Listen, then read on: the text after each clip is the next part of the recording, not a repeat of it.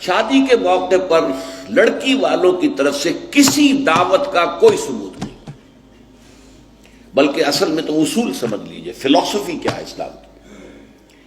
شادی کے معاملے میں لڑکی والوں پر کوئی بوجھ نہیں آنا چاہیے، سارا خرچہ لڑکے کے ذمہ۔ اب آپ غور کیجئے، شادی لڑکے کی ضرورت بھی ہے، لڑکی کی ضرورت بھی ہے۔ لڑکے کی زندگی بھی نامکمل ہے بیوی کے بغیر، لڑکی کی زندگی بھی نامکمل ہے شوہر کے بغیر، دونوں کی برابر ضرورت ہے۔ لیکن مرد مہر دیتا ہے، عورت مہر لیتی ہے۔ کیوں؟ مرد کی قوامیت، اور یہ علامت ہے کہ مرد طالب ہے، عورت مطلوب ہے۔ یہ مہر کوئی قیمت نہیں ہے، معاذ اللہ۔ بعض اوقات بعض نکاح خواہ کہہ دیتے بعوض اتنے مہر کے میں نکاح میں دیتا ہوں، یہ بڑا غلط لفظ ہے۔ بس مہر کا اعلان کیا جائے، اتنا مہر ہے، بعوض نہیں، یہ کوئی اس کی قیمت نہیں ہے، کوئی خریداری نہیں ہو رہی ہے، لیکن یہ ہے کہ علامت ہے، ٹوکن ہے۔ ایسا بھی مہر مقرر کیا گیا، کسی کے پاس دینے کو کچھ نہیں تھا، حضور نے فرمایا اچھا اپنی اس بیوی کو اتنی سورتیں قرآن کی پڑھا دینا، یہ بھی مہر ہو گیا۔ تو یہ چیز ہے کہ طالب ہے لڑکا، اور اس کا گھر آباد ہونا ہے۔ لڑکی کا معاملہ جو ہے وہ اس کے برعکس ہے، اس پر کوئی بوجھ نہیں آنا چاہیے۔ اس کے ماں باپ نے پال پوس کر تمہارے حوالے کر دی، شرم کرو کہ اس کے بعد تمہیں کچھ مزید چاہیے اس سے، اس سے بڑی بات کیا ہے؟ لہذا لڑکی والوں کی طرف سے دعوت طعام کا کوئی ثبوت نہیں، اس کی جڑ کٹنی چاہیے، زیرو، کوئی مشروب بھی نہیں، کوئی اور نہیں۔ بلکہ آپ کو معلوم ہے نکاح کی محفل میں چھوارے کون لے کے آتا ہے؟ لڑکے والے۔ اور پھر پلاؤ متنجن کس سے کھاتے ہیں؟ ذرا دیکھیے کس قدر یہ مزہ کا خیز صورت ہے۔ فرض کیجئے گئے ہیں آپ کسی کے گھر پر جا کر، لڑکی کے گھر پر جا کر نکاح ہو رہا، نکاح ہو گیا، اب چھوارے جو ہے لڑکے والوں کی طرف سے، اور اس کے بعد دعوت ہو رہی ہے، پلاؤ متنجن بریانی کس کی طرف سے؟ لڑکی والوں۔ کو عقل کے ناخن لو، تو کیا چھوارے نہیں وہ بانٹ سکتا تھا جس نے تمہیں مرغ پلاؤ کھلایا؟ یہ کیوں ہے؟ اس کو سمجھیے۔ ہمارے ہاں دو تہذیبیں گڑبڑ ہو گئی، ایک اسلامی تہذیب اور اس کا تقاضا، ایک ہماری جو پرانی ہندوانہ تہذیب ہے اس کے اثرات چل رہے ہیں۔ کوئی ثابت نہیں ہے، اس کی جڑ کاٹی جائے، کمی نہیں، جڑ کاٹی جائے۔ پھر میں کہوں گا کمی بیشی جو ہے یہ پھر وہ ریلیٹو ٹرمز ہو جاتی ہے، تو جہاں انگلی رکھنے کی جگہ ہوگی وہاں پورا ہاتھ اور پوچھا رکھ دیا جائے گا، جڑ کاٹی جائے۔ یہ دوسری ہم نے تجویز پیش کی۔ نتیجہ کیا نکلا؟ ان دو کو جمع کیجئے، لڑکی کے گھر پر کوئی فنکشن ہے ہی نہیں، جانبین مسجد میں جمع ہوئے، یہ لڑکے والے بیٹھے ہیں، وہ لڑکی والے بیٹھے ہیں، دونوں یہاں ہیں۔ ان کے یہاں کی خواتین بھی یہاں اندر ہوں گی، ہمارے یہاں اب خواتین ہال ہے۔ مسجد میں آئے، نکاح ہوا، اپنے اپنے گھروں کو جاؤ، کوئی تکلیف نہیں۔ اس کا نتیجہ کیا نکلا کہ جسے آپ جنج کہتے ہیں، بارات، اس کا تصور زیرو ہو گیا۔ اسلام میں بارات کا کوئی تصور نہیں، سہرا بندی کی کوئی تقریب نہیں، ہندوانہ تقریبات ہیں۔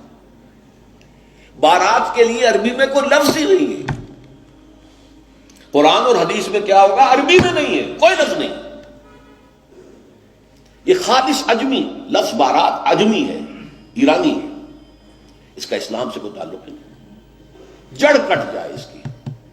یہ بھی ہندوانہ تصور ہے۔ ہوتا کیا تھا؟ ایک گاؤں سے جا رہے ہیں، دوسرے گاؤں سے بیٹی لے کر آنی ہے، اور بیٹی کے ساتھ جہیز آنا ہے، اور راستے میں ڈاکو جو ہیں وہ لوٹ سکتے ہیں، تو یہاں سے جتھا لے کے جانا ہوگا، لہذا وہ جتھا بندی کر کے بارات جا رہی ہے۔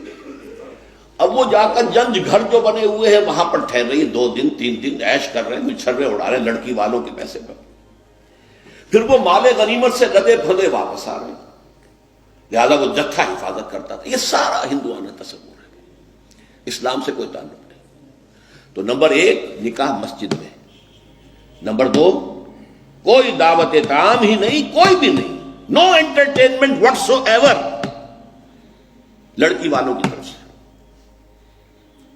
اجتماع جانب مسجد، یہیں سے ڈسپرس۔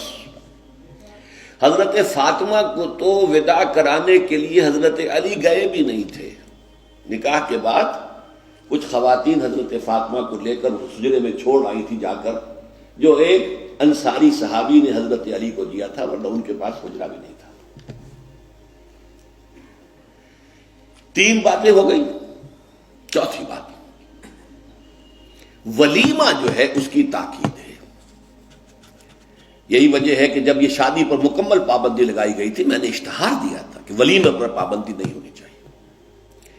لڑکی والے کے ہاں تو آپ سوچئے، جو دلیل میں نے دی اس کی نفی میں، نفسیاتی دلیل بہت بڑی ہے۔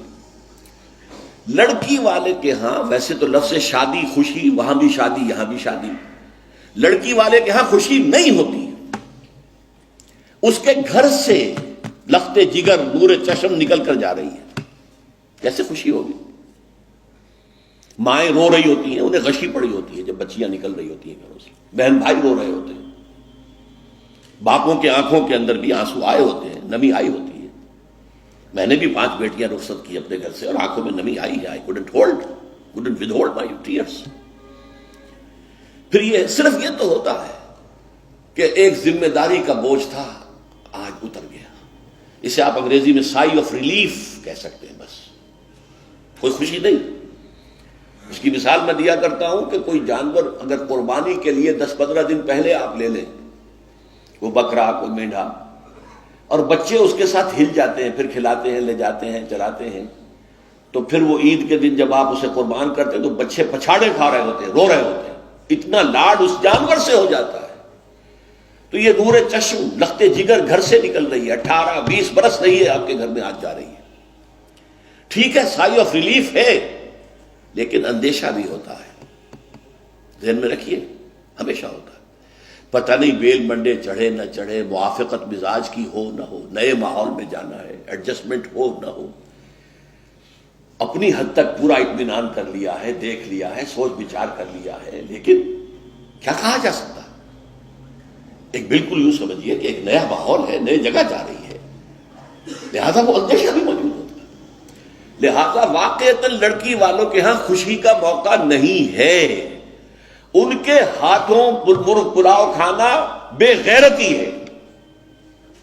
ہاں، لڑکے والے کے ہاں خوشی ہے، اس کا گھر آباد ہوا ہے، اور اسے حکم دیا حضور نے، اولموا ولو بشاۃ، ولیمہ ضرور کرو، چاہے تمہارے پاس ایک ہی بکری ہو۔ وہ ایک ہی بکری در حقیقت ان کے ہاں مفلسی کی سب سے بڑی شکل ہو سکتی تھی، لیکن بھیڑیں بکریاں پالنا تو ان کا پیشہ تھا۔ تو کسی کو ایک ہی بکری ہے تو معلوم ہوا بہت ہی غریب ہے، فرمایا اسی کو ذبح کرو، کھانا کھلاؤ، اپنے دوستوں کو، اپنے احباب کو سیلیبریٹ کرو۔ سیلیبریشن تمہارے ہاں ہونی چاہیے، مرد کے ہاں، لڑکے کے ہاں۔